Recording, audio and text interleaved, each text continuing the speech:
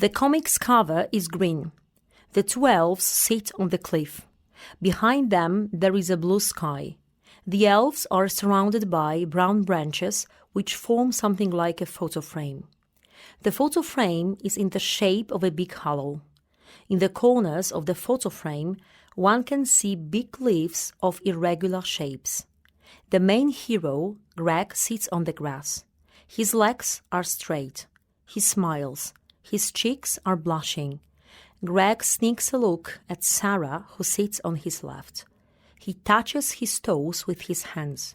Sarah sits on the grass as well.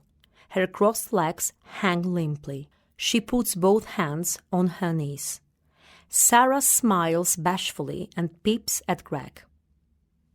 Eco Superheroes, the educational comic book about ecology for children.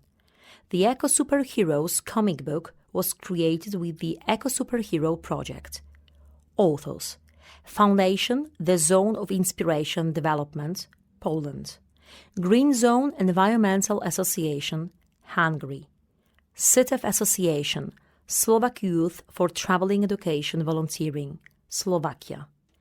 Characters, Concepts and Drawings, Milena Rządkiewicz. The project Eco Superhero is co-financed by the governments of Czechia, Hungary, Poland and Slovakia through Visegrad Grants from International Visegrad Fund.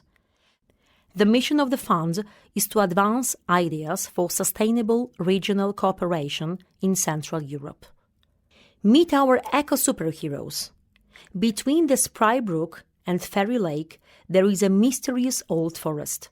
That's where the two elves, Sarah Elderberry and Greg Hawthorne, spend their cheerful days. However, they are not only inhabitants, but also the guardians of huge trees, mushrooms, plants and animals.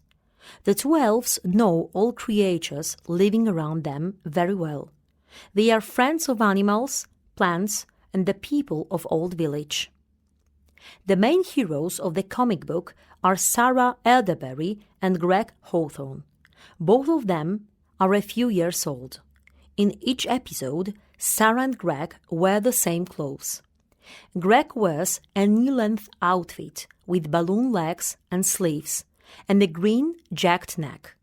Greg's hair is thick, short and spiky. It is green. Sarah wears a knee-length dress and a green leaf-shaped cape. Sarah has purple, pretty short hair. She has two ponytails. Her hair is slightly wavy behind ears. Sarah wears a white flower wreath on her head. The elves are sympathetic. They have big protruding ears, big eyes, bushy eyebrows and small noses. They both walk barefoot. The other heroes include the wise oak, a talking tree, Tobias, the mayor of the old village, Mr. Puddy, a friendly brown bear, and Walter, the elf's friend from the Thousand-Drop Sea. Tobias has big eyes, bushy eyebrows and moustache. He wears purple, ankle-length trousers. They seem to be too short. He is dressed in a dark blue, long-sleeved shirt and a polka-dotted tie. He wears a black hat with a brown rim. Walter's eyes are wide open. He has a very long and high-bridged nose. His ears are tufted and protruding and look quilled. He has long, straight hair which fall around his shoulders. Walter has arms down to his knees. His skin is green. The elf's friend wears black, knee-length trousers jagged at the bottom of the legs. He is dressed in a yellow shirt rolled to his elbows. His shirt is unbuttoned. A brown belt supports the trousers. Walter wears a brown hat. He holds a wooden oar in his right hand. The comic book is colorful. The colors of forests such as brown, green, yellow or orange prevail. Waste management and segregation. The first page is a collection of interesting facts and important information. Do you know that it is possible to make a fleece sweatshirt out of 50 PET bottles because fleece is a plastic material? Do you know that every glass bottle reused can save the energy needed to watch TV for 6 hours? Do you know that garbage trucks are divided into chambers inside so that different types of waste do not mix? Remember, segregating is not throwing away. Paper, glass, and plastic are not rubbish. These are valuable raw materials. The first page shows the wise oak, a talking tree with big eyes and mouth. The wise oak has a few branches. Green and brown leaves float around the branches, which form a sort of shape hair of a tree. Sarah stands with her back turned, slightly astride. She raises her right foot slightly, only touching the ground with the tips of her toes. The girl happily hands the wise oak a wreath of red flowers, called a garland, and looks towards the streak of light coming out from behind the tree. Sarah and Greg sit in the forest by a large brown bough. They smile and watch yellow-brown leaves which float in the wind. Sarah and Greg were watching blowing leaves when suddenly Sarah points a finger at a floating plastic bottle and says, "What is it?" Greg answers with interest. I don't know. It's neither a butterfly nor a leaf. Sarah adds with curiosity. "Let's follow it." The elves run after an object flying among colorful leaves. Sarah points her finger and says, "Look, it floats with the wind." Sarah and Greg sit on the grass. Among them there is rubbish: a plastic bottle, a metal can, white milk carton. The girl asks with sadness, "What are these?" Greg answers unhappily, I don't know. Let's put them into my bag and take to the wise oak. He will help us. Sarah and Greg reach the wise oak. The elves greet with the tree. "Have a lot of sunshine, wise oak." The oak replies, The same to you, my little friends. The elves show the wise oak the objects they found. Sarah holds a plastic bottle. Greg points to the remaining rubbish in the brown bag. Sarah says to the tree, "Look, we have found this stuff in the forest. Do you know where it's from?" The wise oak answers with disappointment. Well, I know. It was thrown out by humans. Greg asks with curiosity. But why did humans do it?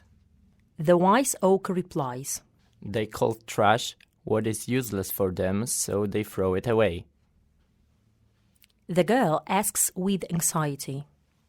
Why in the forest? There should be a special place for trash. The wise oak answers with sadness. Certainly, there is. Happy Greg replies, Let's take them there. Where is it? The wise oak shows the elves in the distance 5 rubbish bins in different colors: yellow, black, blue, green, and brown. The elves look at the bins.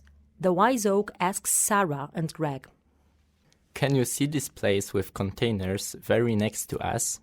It's junkyard. Things humans no longer need should go there. Greg asks with curiosity. All sorts of trash? Let's put them into the black box. The oak replies with concern. Not all these are trash. Objects which can be reused are called waste, and they must be collected separately. They have their own place. The wise oak looks at the various objects. They are located on different colored backgrounds. Each background has an oval shape. The background colors correspond to the colors of the rubbish bins. There are 2 glass bottles on the green background, broken and undamaged. The wise oak asks the elves, Do you see this undamaged milk bottle? You can keep and reuse it. Take it to Lady Elderberry. She'll pour some juice into it. Put this broken one into the green bin where the glass is stored for later recycling. Newspaper and crushed toilet roll are on a blue background. The wise oak says, This paper roll and this piece of newspaper are creased, so we can't use them anymore. Put them into the blue bin where the paper is stored. A plastic bottle and a plastic bag are crushed next to the tree's root on a yellow background. The wise oak says, This PET bottle and the bag are made of plastic, and both of them are damaged. Their place is, among other plastic things, in the yellow bin. Sarah holds a red metal can in her hand. The girl asks with curiosity, What shall I do with this one? The wise oak answers, Well, if you can't reuse it, you should put it into the grey container where the metal objects are. Sarah looks at the can and covers her mouth with her hand. Suddenly the girl comes up with an idea. I'd rather make an instrument or a rattle from it. Greg holds a used package of tablets in his hand. A boy, full of curiosity, asks, Where shall we put this? The wise oak replies, We can't reuse it. Such things must go to the black bin. Sarah looks surprised and asks, Why do we have to collect them separately? How will humans reuse them? The wise oak answers, If everything gets to the right place, humans will know what's there and what they can use it for. Various rubbish lies on the grass. Crushed blue plastic bottles, broken glass bottles, a roll of white toilet paper, used grey paper or a red metal can. The wise oak continues. Humans can make new plastic cups and bottles from the collected plastic. New bottles can be made from the broken glass and new tin cans from metal things. Greg impatiently says, It's getting late, and we still have a lot of things to gather in the forest. Sarah replies with exhaustion. Let's go home and have a rest. The elves return home through the forest. The cheerful girl holds a red metal can in her hand. Sarah joyfully looks at Greg. Look, I've kept this one. I will make a gift from it and give it to Wise Oak. The boy smiles broadly. That would be marvelous. Sarah sits on a small stump at home. Her house is in a hollow. On a wooden table next to the girl lie the objects she has collected. A glass bottle, a metal can, and grey paper. On the table there is also a candle that lights up the room. Sarah cuts the can with scissors. The girl gives a gift she made to the wise oak. Sarah stands with her back to us, turning to the tree. Look, this garland is made for you. I reused a piece of plastic. The wise oak replies with happiness. Thank you. This is very beautiful. The girl energetically adds, We have many more ideas to reuse the things which were thrown away by the humans. Sarah and Greg go to the forest. There are various useless things next to the large branch. Greg has a saw in his hand and Sarah has a hammer. They look with a smile at the trash. The tiny elves worked bravely all day to make useful tools from the things they had found in the forest. Sarah and Greg sit on the grass. They look with pride at the objects they have made. A tire swing suspended on a string, bells made of red metal cans, and a feeder made of a plastic bottle. The elves happily watch the little brown bird which looks into the feeder. The elves talk to the wise oak. The proud oak says, Well done, little friends. Greg loudly says, Hooray! The black bin is almost empty. Why don't humans treat the waste in this way? The wise oak sadly replies. Not everyone knows how it works. Sarah adds confidently. We should tell villagers about it. The wise oak agrees. That would be great, my little friends. There are students in the classroom. There is a blackboard on the wall. Children sit at the desks and listen carefully to the elves. They visited the school first. Sarah, with a smile, turns to the two firefighters. One of them stretches with amazement. The other one stands with the hands folded on his back. Later, they talked to police officers. Greg, with a blushing face and a twinkle in his eye, passes on the knowledge to two policemen. The men listen carefully. They are surprised. They both stand with the hands folded on their backs. They even visited the mayor. Sarah and Greg present their idea for recycling waste to the mayor. The mayor stands at the rostrum with a microphone. He has a hat on his head. Even so, he scratches his head. He is very surprised at the discovery of the elves. The wise oak looks at colorful beans. Green, yellow, blue, black and brown. The beans are empty. The wise oak reflects. From that day on, people always think twice before they put something into the litter bin. They separate trash. They put plastic into the yellow, paper into the blue, glass into the green, metal to the grey container. They do not often use a black bin, so maybe it will never be full again. Sarah and Greg sit under a large branch surrounded by forest vegetation and huge mushrooms. There is a brook nearby. There are trees in the distance. Regarding the old forest, humans throw nothing away over there. They truly hope that the two heroes talk about them proudly in the forest. They've learned that waste can be an asset, which we have to treat well to make our earth a better place to live. Responsible consumption and zero hunger. The first page is a collection of interesting facts and important information. Do you know that 2,700 liters of fresh water are needed to produce one t-shirt? Such an amount is enough drinking water for one person for 2.5 years. Do you know that nearly 9 million tons of food are wasted in Poland per year? That is 247 kilos for each person, for you, your mom and dad. Do you know that if all this thrown away food was put in one train, it would have 220,000 carriages and its length would equal the length of the Polish border? Remember, buy and prepare only as much food as you know you will eat. Instead of throwing away unworn clothes or unused toys, you can give them to others and make them happy. On the first page, Happy Greg and Sarah hold brown cardboard boxes full of various rubbish in the hands. The old village is in the distance.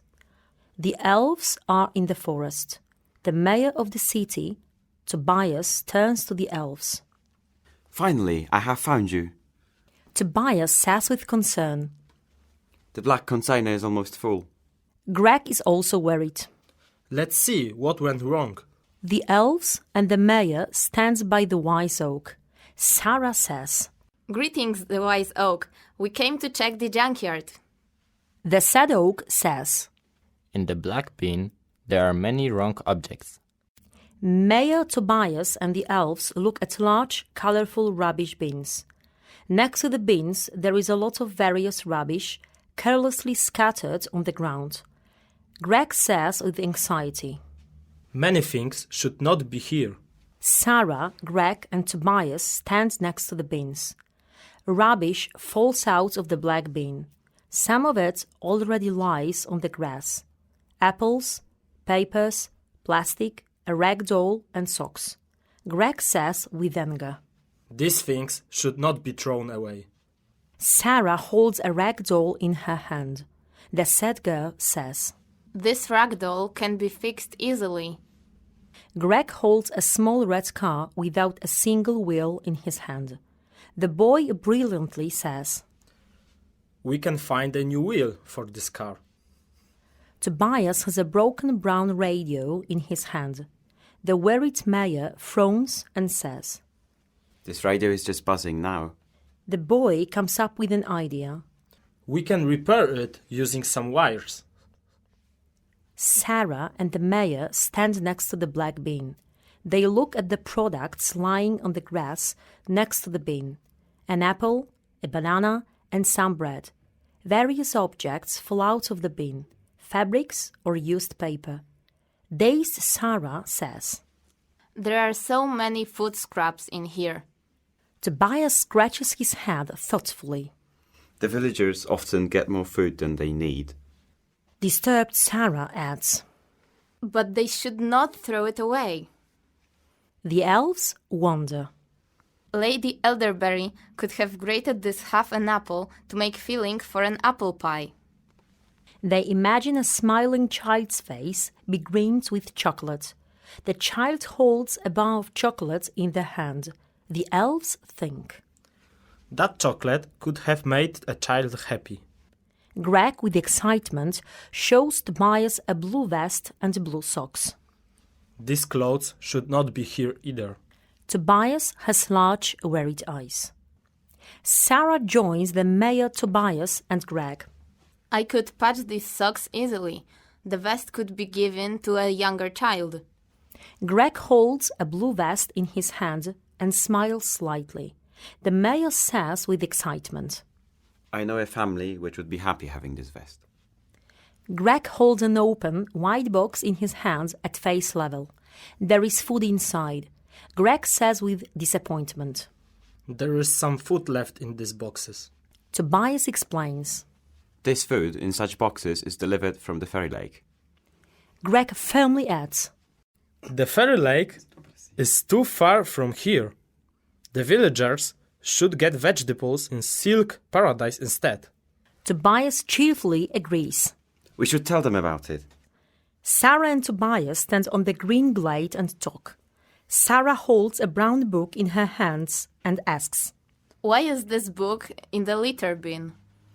Tobias tries to guess. Someone may have already read it.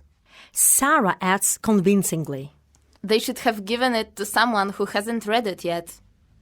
The mayor proudly. We saved a lot of things. The elves stand proudly next to the colorful rubbish bins. Tobias is also with them. Sarah and Greg smile. They both have blushed faces.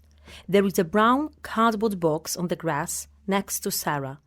It contains Always Gathered, a red car or a yellow rag doll. Greg with some excitement. Hooray! The black container is almost empty. The mayor raises his right hand in victory. Tobias repeats. Hooray! The black container is almost empty. Sarah and Greg meet Tobias on the glade by the wise oak. Colorful rubbish bins are visible from a distance. The elves take the brown cardboard and return to the old village. They say goodbye to the mayor and the wise oak. Greg enthusiastically says, We will fix and clean everything till tomorrow. The elves look at the scattered rubbish lying on the grass. Sarah holds a screwdriver in her left hand. She puts her right hand on her hip. Greg holds a hammer. The proud boy slightly straddles. He sticks his breast out. The elf turns to Sarah. And find the new owners for them in the old village. The elves have been working hard all night to finish till dawn. The elves walk along the forest road. They smile at each other. They carry 2 brown cartons full of repaired objects. After the exhausting work, they went to the village to deliver what they had repaired. Among the gathered residents, there is a couple of young people, an older man with a cane, a policeman, and a firefighter. Everyone listens carefully to the mayor. The policeman stands at attention with his arms folded behind his back. He stares at the speaker. The fireman scratches his head. His face expresses astonishment. Meanwhile, the mayor gathered the people of Old Village. Greg hands over 1 brown cardboard with fixed objects to the old man. The hunched old man smiles friendly. Sarah stands next to Greg. She proudly smiles at the young girl and her friend. Young people are surprised. Sarah gives them her cardboard box full of repaired treasures. Also, Sarah and Greg had arrived by the end of the meeting. The elves give one boy a repaired red car, a blue vest to another, and blue socks to the third boy. The boy who received the red car sits on the ground. He looks at the gift. He is very surprised. He touches the car shyly, as if he did not believe in what was happening. The boy in the vest stands proudly with his head held high. His eyes are closed. He smiles. The child who has been given patched socks smiles broadly. He braces with his right hand. He raises his right leg and boasts about his gift. They found new owners for all stuff repaired. An elderly couple sit on wooden, quite old brown chairs. Old people repair broken objects. The woman mends some clothes. In the distance, two young men hold some tools to repair various things. One of them saws a wooden object. The other holds a scythe. He seems ready to work. From that day on, the people of Old Village always fix broken objects. The proud teacher watches the boy with a smile while leaving the school library. The boy carries a large number of books stacked on top of each other. The student closes the entrance door of the school building with his right foot. In the distance, another boy hands over unused clothing to another. They always donate old clothes and they borrow books from the library if they want to read one. A young woman and a farmer in a hat stands next to the country farm. A joyful woman holds a basket full of fresh fruit in her hand. Next to her, there is a man with a punnet of fruit or vegetables. The man smiles at the woman. The woman with the headscarf stretches out her left hand. She buys something from a farmer. Now the villagers get fruit and vegetables in the silk paradise. They always get fresh and healthy local goods, so they don't need so many plastic boxes and vans for deliveries. Clean energy. The first page is a collection of interesting facts and important information. Do you know that one battery from an electronic watch can pollute up to 400 liters of water? Do you know that most of the energy in your home is used to heat rooms and other premises? It is 64%. Do you know that producing 6 new cans from scrap metal saves energy equal to burning 1 liter of petrol? Remember, do not dispose of batteries in your household garbage can. Put them into a special container in the store or give them away at the appropriate point. Turn off the lights when you leave the room and switch off the TV or computer when you are no longer using them. This is how you save energy. On the first page, the elves sit on the back of a brown bear. They walk ahead on the green glade. Colorful flowers and butterflies are around them. It's winter. The elves walk through the forest in search of snowdrops. The forest is completely covered with snow. Sarah wears a blue hooded cape. Greg has an orange scarf around his neck. Elderberry Sarah and Hawthorne Greg are the best-known elves from the Old Forest, friends of animals, plants, and the people of Old Village. It is very windy. Sarah and Greg stand next to the broken tree. In the distance, one can see the cave of Mr. Puddy, brown bear. Sarah crosses her frozen arms over her breasts. Greg points his finger at the cave. Let's find a shelter in Mr. Puddy's cave. On a sunny morning, Sarah and Greg were looking for snowdrops on their favorite path in the forest. Then a strong wind turned up. Sarah asks with concern, What's wrong with the air here? I'm short of breath. Greg answers with hope. Mr. Puddy may know the answer. Mr. Paddy comes out of the cave.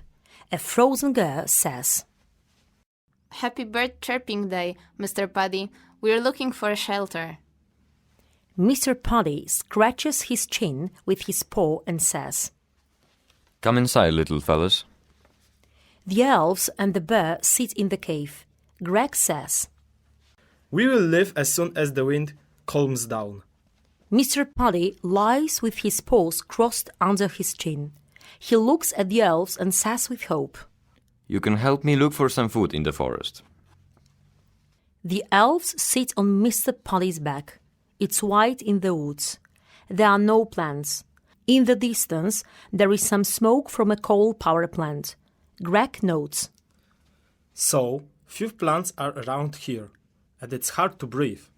The bear says, It's due to the smoke coming from the coal power plant. As the wind had calmed down, they started to seek some food for the bear. Sarah asks with curiosity, What is it for? Why is it smoking? Mr. Paddy continues. It's smoking because it burns coal to make electricity. Greg asks, And what is electricity for?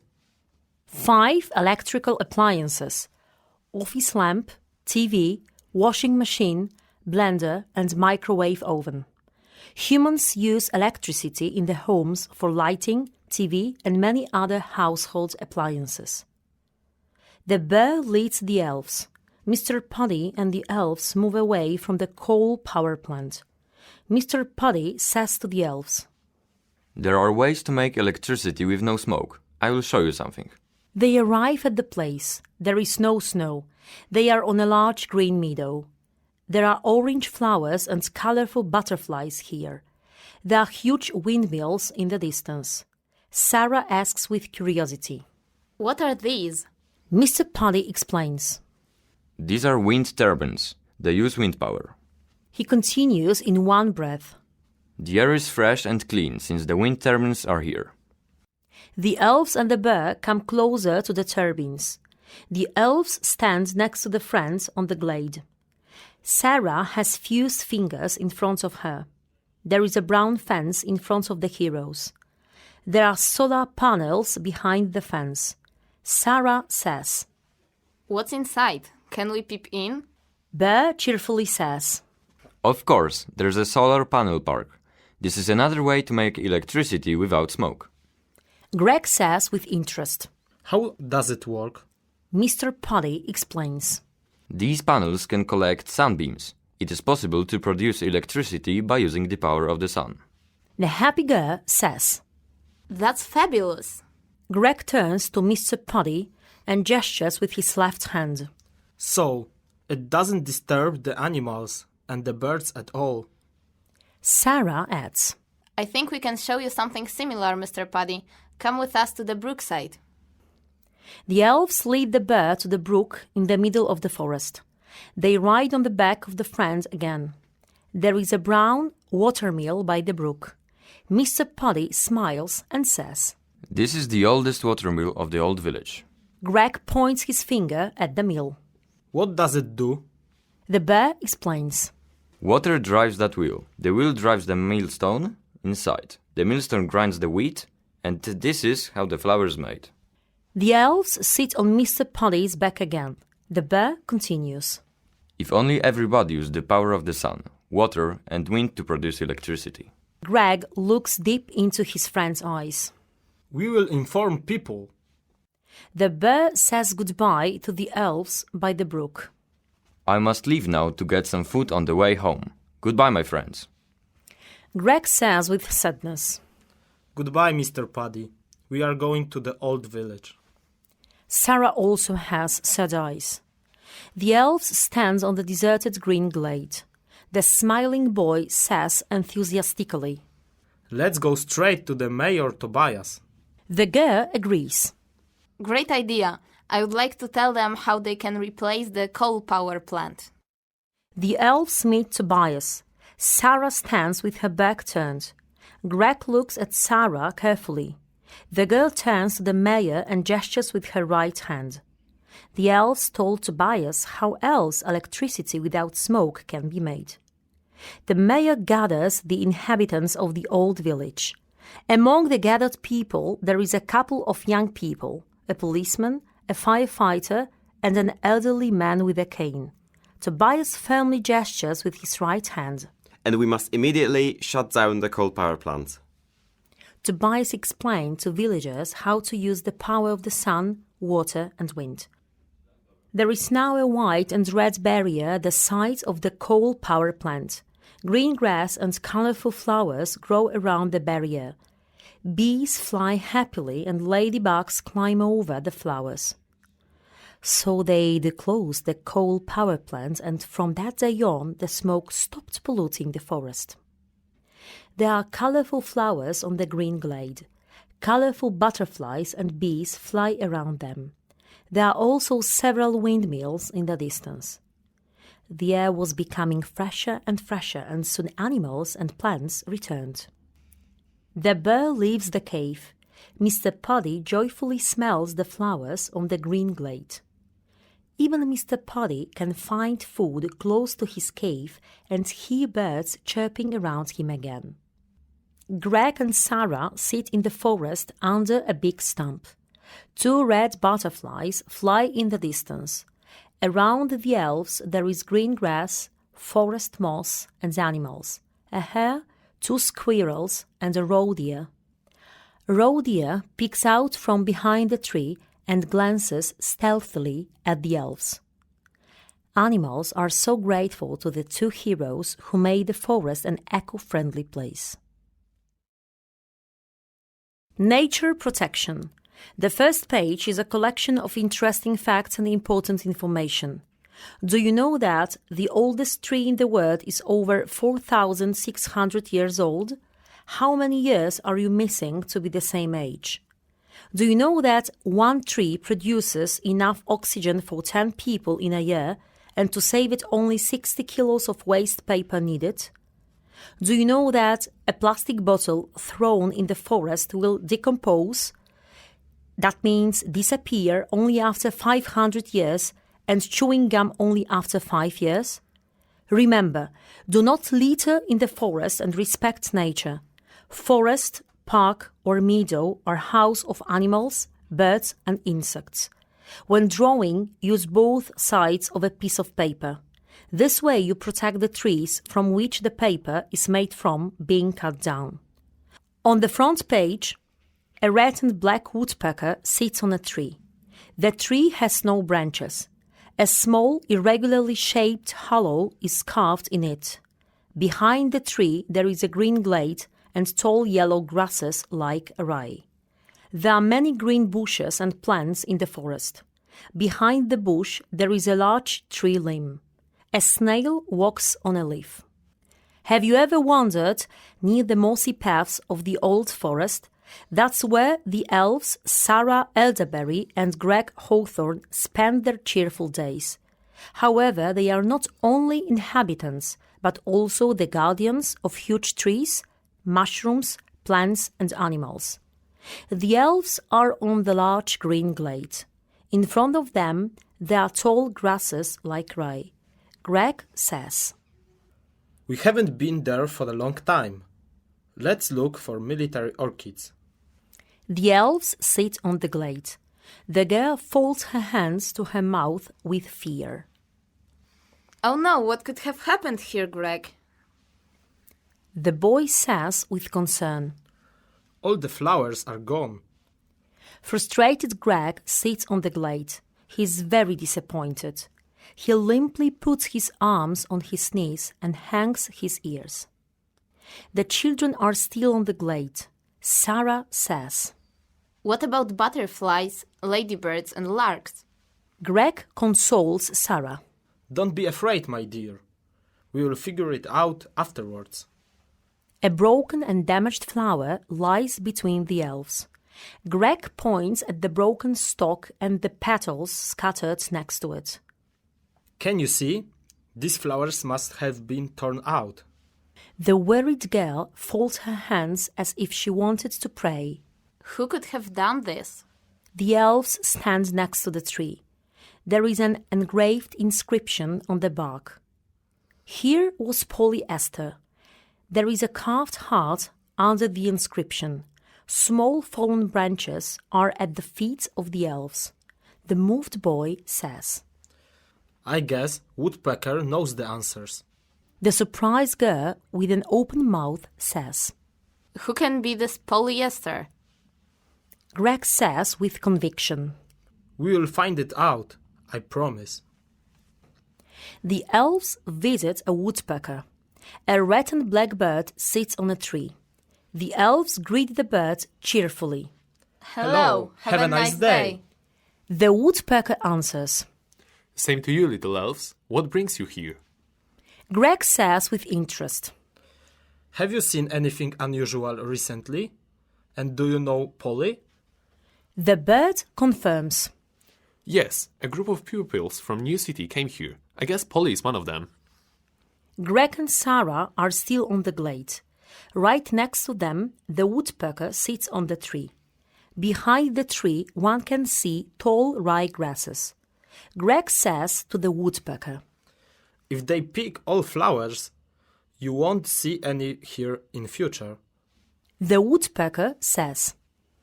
Well, seemingly they have not thought about that. Sarah comes up with an idea. We need to visit New City to tell Polyester and her friends about it. The bird says to the elves. Follow me, I know the way. So they had departed and marched until they reached Spry Brook. The elves and the woodpecker go to the Spry Brook. They are in the woods. Various waste is scattered around them. Bottles, papers, plastic. The shocked boy says. What the muddy smurf happened here? The bird sits on Greg's shoulder and comments. The dwellers of New City often come here and leave trash. The elf stands on the glade. The woodpecker sits on Greg's shoulder. Sarah says with sadness. But what about animals? The bird answers. They had to find another, peaceful place to live. The boy firmly adds. That's not fair. We have to get to the new city as soon as possible. The elves come out of the forest. Behind them there is a bough. They approach a wide curve of a road. The woodpecker flies over the road. He moves away from the elves. On the other side of the route, broken branches are scattered carelessly. The frightened girl says. Oh no, last time trees and bushes were scattered here. The bird replies. A large amount of elderly trees were cut down to make place for this road. The worried boy says. Less and less place remains for the animals. The woodpecker explains. Humans try to replace old trees with some saplings, but it takes them years to grow. Sarah solicitously says. But this is exactly why they should save old trees. A hare and a squirrel sit under the tree. Nearby, there are orange flowers and red mushrooms in various sizes. Red butterflies fly in the distance between the trees. The forest vegetation is green and lush. Various plants provide shelter for various animals. That is why it is so diverse in here. Polyester should be told about that. The elves can see the city from the distance. They stand on the edge of the narrow road towards the buildings. Greg asks Sarah. Where should we go first to find polyester? Sarah answers with confidence. I think she might be at school. The elves are already in a town. The buildings are grey and brown. Greg says with excitement on his face. Everything is so gloomy in here. How do people know how to care for plants and animals? Sarah answers with hope. Now it's our mission to teach them. The elves are at school. They meet a teacher. She wears a grey skirt, a blouse and a hat. Greg says with a smile. Could you please tell us who polyester is? The teacher throws up her hands and joyfully replies. Follow me, I know where she is at the moment. Polly was in the classroom with her friends. The children were astonished when they saw the two elves. They have never met such amazing creatures before. The elves are at the school canteen. They joyfully talk to the children. A few of them sit at the desks and listen carefully to the elves. Two of them hold their heads up with their hands, thus showing curiosity. The next day the elves organized a school trip to the old forest. Also Principal Priscilla, all teachers, children and even the parents were invited. Students admire the lush forest vegetation, mushrooms, colorful flowers, butterflies and other animals. A hare sits next to the children. A squirrel is under a nearby tree. A girl with blonde hair sits among the elves. In the background, Polly raises her left hand high and strokes Mr. Paddy's muzzle. The bear sits. Sarah and Greg told everyone stories about mushrooms, mosses, plants and animals. They told them why it was forbidden to pick leaves and flowers and why it was so hard to replace the oldest trees. Sarah, Greg and Polly are on the glade. The elves look at each other. Polly stands between them. Her head is lowered, her legs are crossed, and her left hand touches her mouth. Polly had almost sunk with shame. She promised not to pick a single leaf or a flower again while walking in the forest or on fields. From that day on, the people of New City make space for new trees and shrubs and care for clean forests or parks. They build shelters and birdhouses for animals to take care of them in winter. Parents and children walk in the distance in the woods. Mom holds the baby's hand. They've decided to be far more careful and prudent when walking in the forest. And if they are going to build something new, they will be attentive not to cut down any old trees. There are trees around the buildings. A grey, winding, asphalt road leads to the houses in the distance. The road curves to the right. Large mushrooms and lush vegetation grow in the green belt along the road. The lark field is filled with orange flowers, long purple orchids and colorful butterflies. It's very green around. There are also trees in the background. They devoted themselves to lark field so much that they always fence the field for the military orchid blooming time. At that time, the dwellers of New City can admire a colorful, honey-scented carnival. The elves stand next to a big tree with lots of green leaves. They stand with their backs turned. They watch people in the water. A child swims. Behind the child, the woman plays in the water with another kid. Pink lotuses float on the water.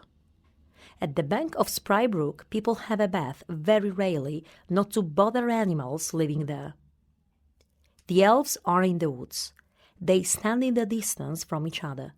Behind them, there are trees. The green glade is covered with colorful flowers. Sarah and Greg smile at each other. Sarah Elderberry and Gregory Hawthorne can proudly walk around the forest again, as humans are now happy to have helpers saving the planet. Global climate change and life underwater. The first page is a collection of interesting facts and important information. Do you know that most of the rubbish in seas is plastic? There is over 80% of it. Do you know that in about 25 years, there will be more plastic in oceans than sea creatures? Do you know that the amount of water on Earth does not change? This means that some of the water we drink during our lifetime will be the same water that dinosaurs came in contact with. Remember, you have an impact on fish life in rivers and lakes. When you are by the water, be sure to keep it clean and reprimand others when they litter. On the first page, 3 black seals lie on an ice floe.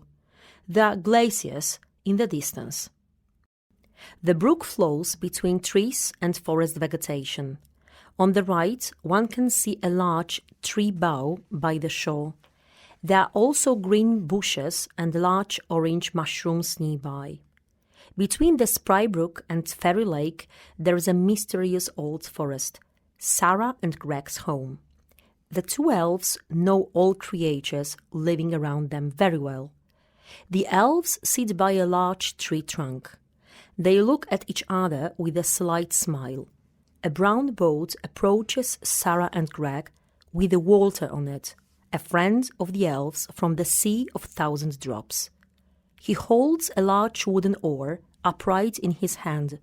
Surprised Sarah asks, Hey-yo, Walter, what brings you here? One day they were lying in the sun on the shore of Spry Brook when a familiar whistle hit their ears. Walter stands on the shore. He still holds the wooden oar in his right hand. He rests it on the ground. He lowers his left arm alongside the body. He turns to the elves. Many bad things happen at the Thousand Drop Sea. He continues. The sea and animals strongly need your help. The elves set off on a journey with Walter. Sarah and Greg sit on the boat. Walter stands with the oar in his hand. He seems to be taking a break from rowing. Green, slightly mountainous areas stretch along the brook. So they sailed across the torrential Spry Brook until they reached the wavy river, and they hadn't stopped until they got to the Thousand Drop Sea. The elves and Walter are in the open sea. In the distance, there is a small empty island. Surprised Sarah says, Why is it so deserted? Walter explains. Animals had to leave this place. Let's sail to the tiny island and I'll tell you more. The elves and a friend drift in the sea. Below the surface of the water, like in a mirror, there are some corals and fish. The girl asks with curiosity. So where are the animals? Walter says with sadness. The corals had died out, so the fish had to find another home. Walter adds.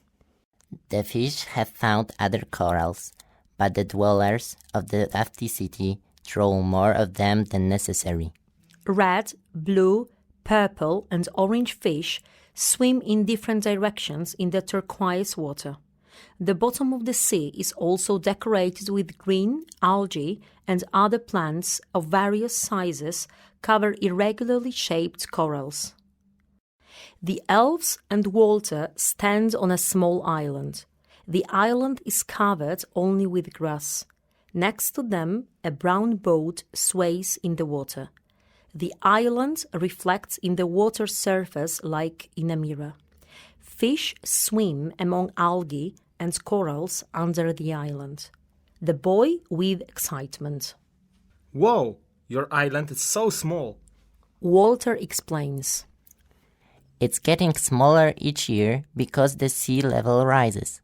Greg asks with insight. What causes it to rise? Walter and the elves stand on a deserted island. Under the surface of turquoise and blue water, one can observe sea vegetation, fish and coral reefs.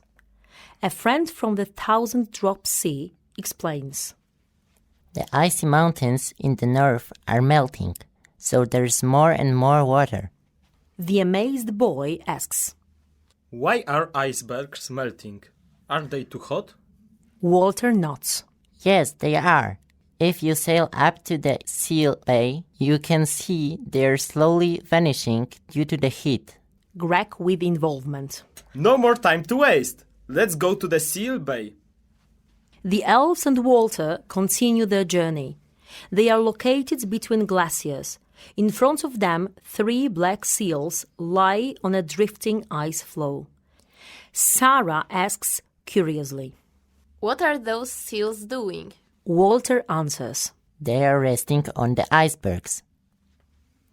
Walter continues. And this is the last that remained. Sarah says sadly. They will have no place for rest soon. Greg says energetically. Let's go to the city now. Sarah, Greg, and Walter cross the sea again. In the distance, a large islet is covered with green vegetation and a few palm trees. 3 friends stand on the boat. Dark-colored spills are visible in the water. They look like an oil leak. Sarah points her finger at the island. What the smurf is this? Walter incredulously says. This must be a harmful oil stain. The elves still drift in the sea. They notice the city in the distance. Dense smoke comes out of the chimneys. Worried Greg says, We need to tell everyone how harmful smoke is. The wavy river flows between the green hills. It contains a lot of different waste. Used bottles or pieces of plastic of various sizes or colors. Walter, with concern in his eyes, recalls the polluted river in his mind. What's more, the wavy river brings trash from other cities.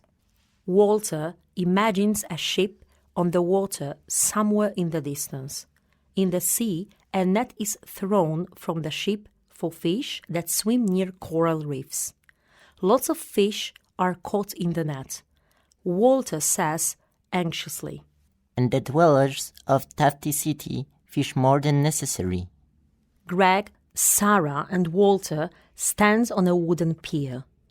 Right next to them, there are several residents of the old village. A large white and red motorboat rocks by the bridge on the water.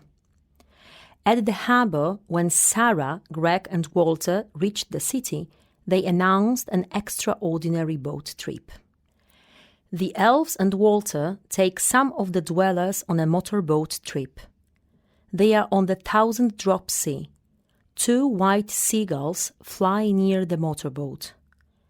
Under the water surface, there are lots of red corals, green, underwater vegetation, dolphins, and fishes. The next day, a huge sailboat got crowded with curious people. The first destination was the southwestern coast of the 1,000-drop sea. The elves, Walter, and some people ride a speedboat among the glaciers. They see 3 black seals on an ice floe. Then people could see how little space had been left for animals in the north. The elves, Walter, and residents take a motorboat to Tafty City. Everyone on board stands. They watch closely the puffs of smoke that come out of the chimneys. The elves warned the residents of Tafty City against releasing too much smoke into the air. The elves, Walter, and the dwellers head for the middle of the sea. They still stand and watch closely what is going on at the sea. Plastic bottles and cans float on the surface of the water. A seagull approaches the motorboat. It holds some waste in its beak.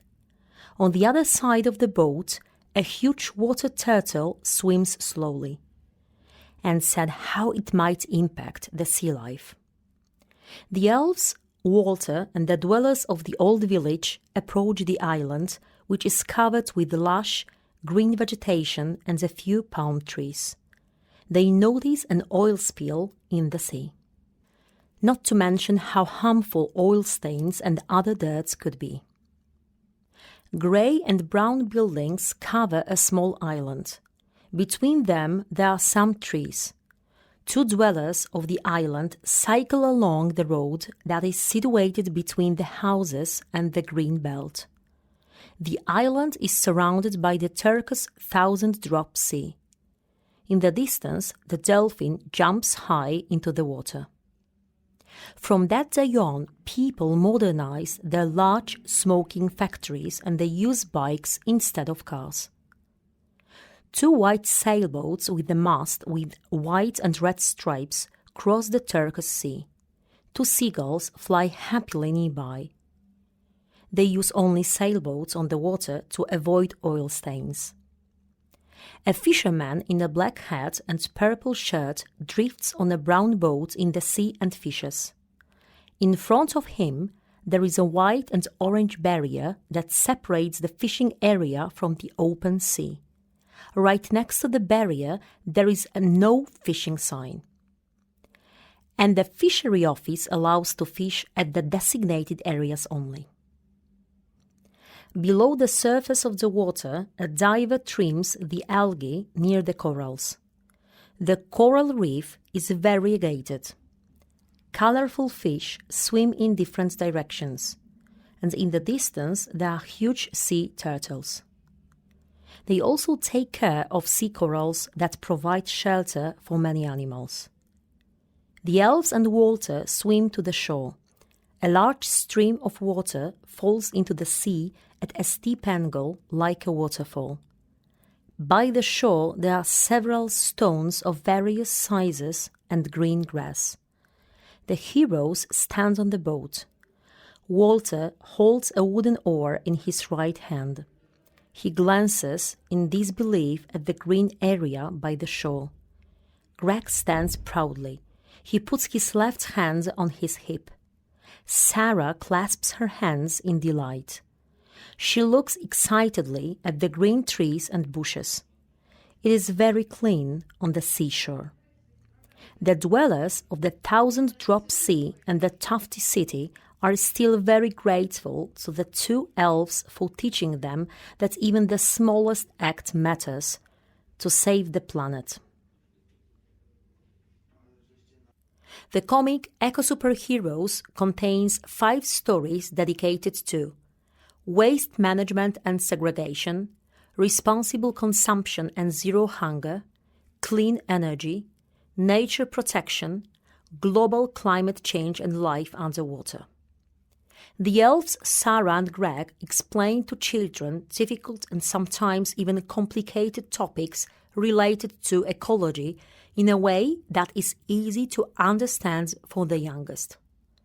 Sarah and Greg sit on the green glade. They observe yellow and brown and green leaves that fly in the wind. Next to Greg, there are big orange mushrooms. Greg's legs are straight.